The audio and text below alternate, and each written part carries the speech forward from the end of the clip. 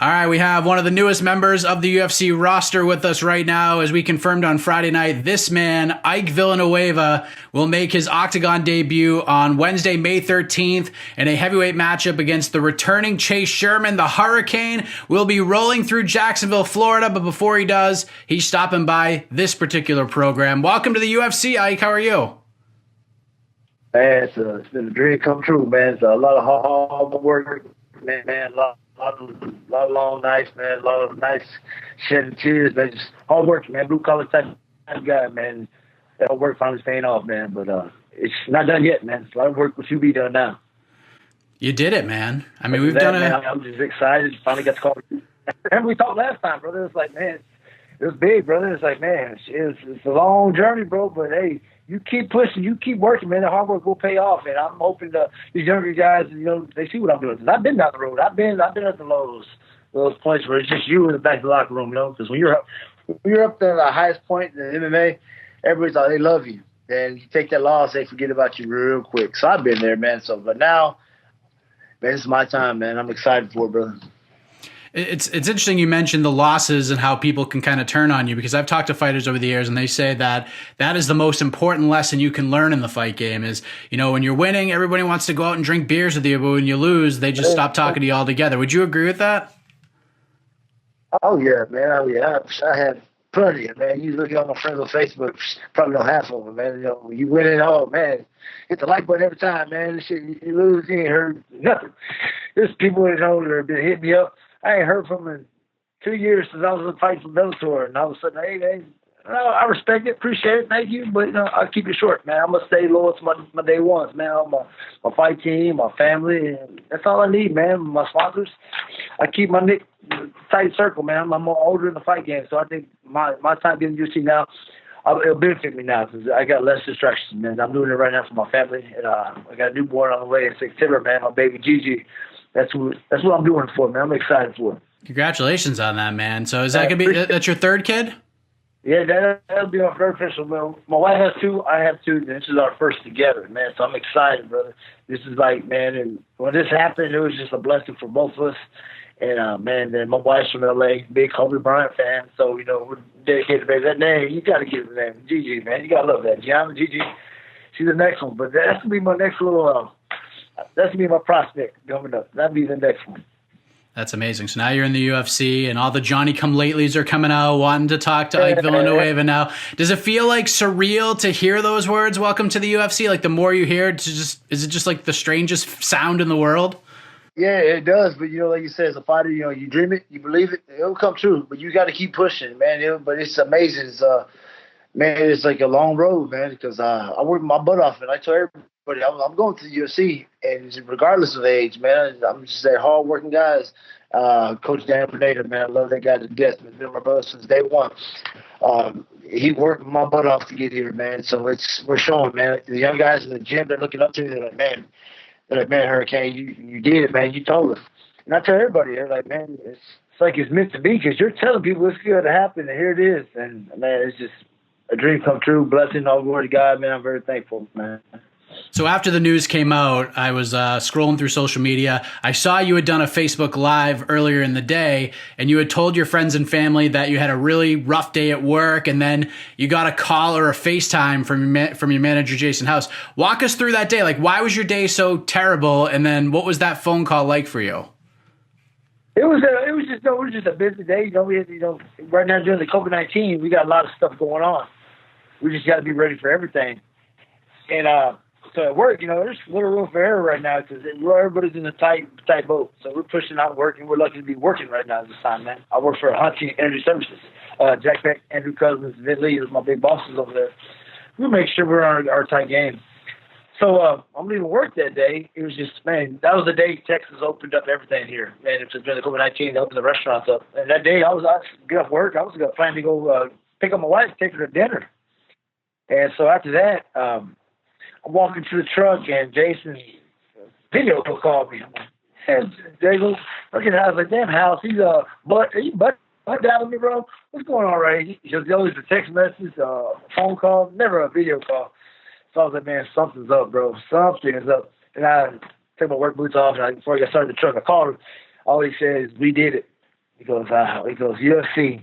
I didn't know I was fighting Chase Sherman until about an hour later. Until he said, "We're on." It's crazy because him and Villanueva knew an hour before that. My coach was like, "Man, we don't like this. We don't care who it is. We're fighting, though." Even though it's a heavyweight, man, that's a blessing. But it was crazy because I'm on the phone with him, FaceTime, and then as soon as I hung up, I turned my truck around and I hauled ass back to work. And I see my boss in the parking lot, man. I give him a big old hug, my boss, Jack Peck. Because it's been a lot, man. Because that guy, he helped me along my way, man. He just helped me out at work and just, be that support. You always need that support fighter. Hey, man, keep pushing. We're proud of you, everybody at Hunting. They backed me up. Because he was the guy, they had a pep rally for me before I fought Rashad Cutler. I mean, that was amazing, having that many people do that for me. And now it's like, man, we all did it. Because, they're my support system. That's my family away from my house. And I'm very thankful for all of them at work. But it was just a lot of emotions. Man, then when I call my brothers, my sisters, man, they shed tears with me because they know how hard I've been working, man. Back in 2012 when I lost my father, I took 3 years off. And when I came back, this was my goal in 2015. It took a while, but hey, I got here, man. I'm just very thankful and proud. Why did you take those 3 years off, if you don't mind me asking? I don't think we ever talked about that. Yeah, man, just a lot of bad stuff, man. I went to the divorce back in 2011. I lost my father in 2012. And I was going through a lot of rough times, just wasn't getting the mindset, wasn't getting the great training in because I was going through too much. It just kept me away from it. I kept up to the family business. I just had a lot of stuff. I had to take care of my mom back then, and that was my main focus. So, back then I didn't step in the gym one time. I just stepped away and took care of my mom, my kids, and just focused on coaching football. That kind of was my escape back then to help me get away. And finally, after coaching all my kids up, my son, it was time to get back in there, man. I was very thankful to my nephew, Christian Tovar, man. He pushed me to get back in the gym. He said, "Man, you got to go fight, man. You're not done." And I'm thankful because I wasn't. I still had a lot of fight left. And it's been shown, man. Just pick up any video, pick up any fight. Check out my last two. That shows you who I really am, man. Those are UFC vets, man, so they weren't no pushovers, man. So when you took that breaks, let's say 2012, 2013, as this train is rolling here, did you think you were coming back? Did you think you were going to fight again? Man, mentally, no. No, mindset, no. The only thing that saved me from coming back or will help me from coming back, oil field crash. Oil field crash about 2014, 2015. And I was able, we weren't working crazy hours no more. I was able to manage, get off 2 o'clock. And here I am, I'm not the guy, I'm not going to a bar at 2 o'clock in the afternoon. That's just my style. I'm not doing that, man. It's finally got in contact with Villanueva. I said, man, let's get it back rolling. And sure enough, man, I got back in the gym, and that was it, man. Because back then, I was out there, man. But thankfully, man, it all played out the way it did. So for those who are seeing you for the first time, you just turned 36 years of age. That's younger than I am, by the way, so I don't want to hear that you're old or anything like that. You had your first pro MMA fight in 2008, and you just kept grinding away, and you shared the cage. If you go through your record, you fought some names: Drysdale, Justin Ledette, Trevin Giles. You finished, like you alluded to, your last 4 fights in the first round. Last 2 wins are against UFC veterans Roger Narvaez and Rashard Coulter to set you up for this opportunity. I don't think I've even asked you this before, but you had your pro debut at the end of 2008, so you probably would have been 24, 25, which is a little bit later than the average fighter has their first fight and finds the sport. But how did this MMA journey start for you? Oh, man, it all started, man. Back then, I walked in the Silverback Fight Club way back, 2005, 2006. That's where I met the guys. I was still working the whole field. That was my main focus. Well, my drive to still compete, man. That's playing. That's big football. Texas football is everything. Played rugby. I had the drive to compete, and that's what I wanted to do. I started seeing it on TV, and once I walked in the Silverback Fight Club, there was no turning back. That's where I met, man. Big Derek Lewis came out of Silverback. You got Danny Pineda, Jose Santavalles. I met Crew Bob there, man. Our late coach Tony Roscoe, man. He passed away due to cancer, man. He showed me what heart really is, and he pushed me. I'm thankful for that guy, and it's all a blessing. But back then, that's when I started, man. Once I got there, I thought I was this big muscle guy coming out. Danny Pineda put me in the guillotine, and he didn't let go. He was like a pit bull. Once he locked, I picked him up over my head. He would not let go. I'm like, yeah. So you can be this big knockout artist, but man, you better learn some ground defense, because I'll never forget that day. Those days, like, man, great memories. And we still laugh about that to the day. But, man, those are my brothers, man. That's like my little brother, man. So we look out for each other. I'm very thankful to have these guys still in my life after so many years. How did Daniel and Crew Bob and all of those guys react to the news? Because I'm sure they were just, elated for you. This is so big. Yeah, man. So Daniel's the head coach. He tells me, man. He's funny because every fight, we got the game plan, and he'll come up and let's do something here. We'll do this. And then me, I'm like, yes, sir, man. Let's do it, man. He's a little guy, 45. But I give him all the respect in the world, man, because he's my head coach. And I tell him, I said, man, whatever you need me to do, I'll do it. And he's great, man. But it was, we shed tears, man. It was a proud moment because, hard work pays off. And same thing with Crew Bob. He knew it because, man, I still remember 14, 15 years ago, man, when you walked into the gym. And it's something for the guys here in Houston to see, man. Just don't give up, man. Keep working because it's not always, the grass ain't always green, man. You got to go through the rough times. Because if you don't go through the rough times, it's good, man. When you take a loss, you're just going to fold, man. This is an MMA game, man. It happens. Just keep pushing. But, man, everybody at the gym, man, it was just an emotional time for all of us. But tears of joy, though, man. We're excited it happened. Once you came back from your hiatus, you've just been on a tear. You've gone 8-2 since you returned. You had the loss to Trevin Giles, but the other one was a really close split decision loss in Fury FC. But that was the last time you've lost. You've just been tearing it up. You have not spent a lot of time in the cage. What do you think changed for you? Like when, what led to things really starting to click for you in there?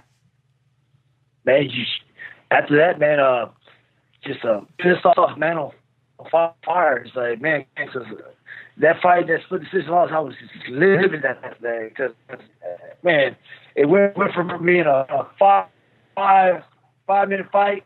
Then they come and tell me in the locker room, damn Texas Commission, oh, y'all fighting 3-minute rounds. I mean, just, it is at the very last minute, right when we were walking out, they said, y'all fighting 3-3s. I was like, right, 3-5-minute rounds. And just waiting, Texas Commission was livid. So that turned into damn, like a little boxing session. You just move, yeah. And the guy, fighting 85, that's a big weight cut, so it takes time to get adjusted, But ever since then, I said I'll never do that again. I said, man, I changed. I was just a man on fire, man. I went back to the gym, regrouped. My wife Kim, man, she's on my ass. She makes sure everything's aligned, man. She makes sure I'm mentally focused, man. It's that mental toughness I need. It's just a great support system I get from my family. But man, this comeback is just, man, it's now or never. That's like I said, it's now or never, man. It's go time, man. It's finally here. You sort of alluded to this, and I think most fighters get into the sport because they have that urge to compete and prove something to themselves. And, it gets to a point, and it's happened for you, obviously, where you start to believe, like, holy crap, maybe I can take this thing to the next level and go all the way with it. Do you remember, like, that moment for you when you're like, I truly believe that the UFC is now an option? Was it a fight, a training session? Do you remember that day? Yeah. A couple fights. Even though that fight I had with Trevin Giles. Trevin Giles was a high prospect. I couldn't at 85, and I'm a big guy, man. Cutting 85, that's a lot of weight, bro. And it's just, man, we threw down 3 rounds, and that weight cut got me in those last 3 rounds. I believe I was up on that fight, man. It's just we had probably the most wildest second round in LFA history. Everybody knew us after that. But when I came back, and I was like, okay, regroup. I went and fought Roger Nevaez, and I said, bring me these UFC vets. I went to his hometown. Like I said, I went to California to train with some badasses out there, man. They showed me the number of love, but they showed me the ropes, man. They helped me motivate me to come back and take care of business. But I went to Corpus Christi, and when I knocked out Roger in 30 seconds, it was 28. I looked at around. I looked at the promoter. I'm like, this is it. This is those UFC guys. I was like, man, these are those guys that are in front of me, man. And that's all it took. It was okay. It's on. Then that same night, Rashad Cutler came in the cage, and he's like, man, I'm next. No second thoughts, no bagging. I'll see you soon. That's what it was, man. It was just let's go, line them up, man. It's like one after another, and that's it. Same thing happened with Rashad Cutler, man. That's a great dude, man. He's a beast, man. Him and Chase, they fought, man. That was a rumble, man. I like that. But yeah, same thing happened to him. But I'll be long here, man. So I would say that Roger Nevaez fight, that was a fight that really pushed me and had everybody believe in Texas, man. He's coming for the UFC. After the Coulter win, and anyone who follows you on social media can attest to this, you were doing everything you could to get noticed. You wanted that opportunity. You wanted that shot. And you talked about having some long nights and having some doubts. what were some of those nights like for you? I mean, it has to be tough because you really, like, you've earned your stripes. Like, you had the winning streak, you've had the credentials to this point, you know, but for some reason that phone wasn't ringing. What were those nights like for you? Man, it was tough, man. But I had lonely nights in the gym, lonely nights downtown at Krubada's place, and just the drive home is like, man, what else is left? What else I got to do? And that's like the devil in disguise. He's trying to break you, trying to pull you somewhere else. He's like, man, it ain't gonna happen. Well, my wife said, man, be patient, baby, be patient. I'm a family man. I'm a hardworking guy. I got to take care of my family. So I'm like, man, my patience was running out. She was, be patient. And I was like, man, I'll be late up at night. Man, 1 in the morning just waking up. Is this going to happen? Then I waited all January. I said, man, give me a last minute phone call. Man, come on from the priority card. It didn't happen. I'm like, man, because we tried hard to get on that card. And that night, I went to the UFC show, man. Eric Garcia Fury Fighting Championships. They hosted me out there. We had a great time. At the party, I walked up to McMahon. You know, a lot of guys wouldn't. And I walked up. I said, I just want to know. And I asked McMahon, who do I have to beat to get in the UFC? Who else is left? You give me a name. And he told me, like, you're doing great. He goes, it's your age. It's hard. It's just your age right now. I was okay. So it's kind of like a little dagger, but a little bit more fire to fuel me, to keep pushing. So I left that same after party. It was probably 2 in the morning. I'm in the Uber. I text every promoter around. I said, you find me the best prospect, anybody on their radar, you send them to me. I said, I'll line them up next. And that was our main goal. We were getting ready for that. But this COVID-19 happened, and now, man, I got the call, man. But Jason House did send us a message, hey, man, y'all stay ready because it could happen. But after that California show got canceled, man, our doubts were like, man, we don't think this is going to happen. And we actually took like a 10 days off from the gym. And it was like, man, and finally, hey, man, this happened. And I'm thankful it did because it's time, baby. So after, you know, you get over the initial word that you're in the UFC, you finally realize you're fighting Chase Sherman. And, you know, you talked about the fight with Coulter, which is just such a wild bananas fight. I'll give you all who are watching right now a little task. Yeah. If you haven't watched that fight, I highly recommend you go watch it. It's incredible. Yeah. But, you know, he's just got that killer be killed mentality. You know, he didn't have a great run in the UFC the first time around, but he bounced back with some wins, with island fights, 3 first-round finishes, became the bare knuckle FC heavyweight champion. You know, when you finally realized that you're fighting Chase Sherman, how did you react to that? Oh, no, man. It was crazy. You know who called me? It was Rashad Cutler. He called me. He goes, man. And that's I take respect to that, man. He reached out to me. He goes, man. He goes, that's a fight for you, man. He shared some knowledge with me. But Rashad, man, not Rashad, Chase. Yeah, man, much props to him, man. He's a vet, and he's a tough guy. If I did bare knuckles, I can hang with the best over there. If I did that, if I did with knuckle guys, I'm in MMA. I'm just something that's not my style. If I'm gonna get a bar fight, that's gonna get in a bar fight. So that's what they're paying over there, bare knuckles. Might as well just go fight for free. And so I did, man. So right now it's like, man, it's a great matchup. It's the fans are gonna win this fight, and it's gonna be lovely. I mean, can he? Is it gonna be a rumble like the Rashad fight? Hey, find out May 13th because they all rumble. I'm hoping to see any rumble that comes, but hey, I'm the same mentality. Meet me in the cage, kill or be killed, man. It's I got all Texas on my back, my Hispanic community, Puerto Chicano. Man, if we don't die, man, we're going out fighting. So I'm excited for it, man. I know it's your first fight for the UFC. You're focused on May 13th, but you know you talked about how your place of work has been so supportive of you over the years. They've thrown parties for you. They've thrown pep rallies for you and all this stuff. Do you see yourself still working there full time and still fighting, or do you think things might change? We talked about it. I'm not leaving these guys, man, because not many companies will stay by you through this, man, because they say, oh, okay, you choose one. These guys have been, man, open to it. And before I even came back and started fighting, I went straight to the big boss and told them. I said, will you support this? And they're like, man, we're all for it. And when I got the phone call and I asked them, I said, man, I need to take 2 weeks off. Go ahead. Just go. Don't even worry about nothing. Just go. And they called me Saturday morning and gave me all the blessings. And then just keep going. And they'll text me throughout the day. But I'm just very thankful. I'll never leave these guys, man. That family, man. They'll always support me whenever I need to go train. I'm pretty sure they'll let me do whatever I need to do. But Hunting Energy Services, man, they're loyal to me, so I wouldn't do that, man. Got a little bump. I got someone working on the roof right now, and they chose right now to come work on the roof. But a couple more things. I got to ask you, brother. I don't see the Patriots sign, bro. Was he on the Patriots? Where's it at? We're in the we're in the process of moving from Command Center 1 to Command Center 2. So we've left one picture on the wall for some sort of ambiance. Autographed Ali and Larry Holmes from Ali's last fight. Yeah.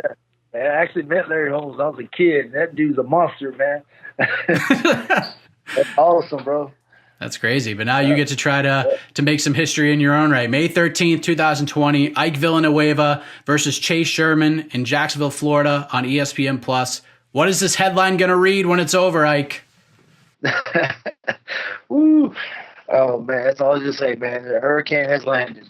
And that's all I wanted to say because, man, I see it in my head, the vision. I just know, man, you vision it, you believe it, it's going to happen. My mind's going forward, man. I said, hurricane's coming, man. Hurricane 1 in full effect because May 13th, I'm coming, man. Heavyweight, light heavyweight, don't matter. I'm still the same fighter, man. The weight's just out the window.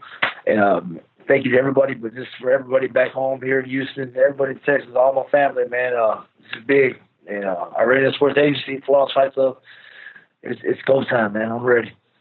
Congratulations, Ike. I am so happy for you. This call is well-deserved. And, you know, in a world where things can be so negative, it's always great to have some positive news. And this checks off all the boxes for sure. So all the best to you in Jacksonville, man. Enjoy it all. Take it all in. And good luck on May 13th, man. Thank you, brother, man. I appreciate it, man. You have a good one.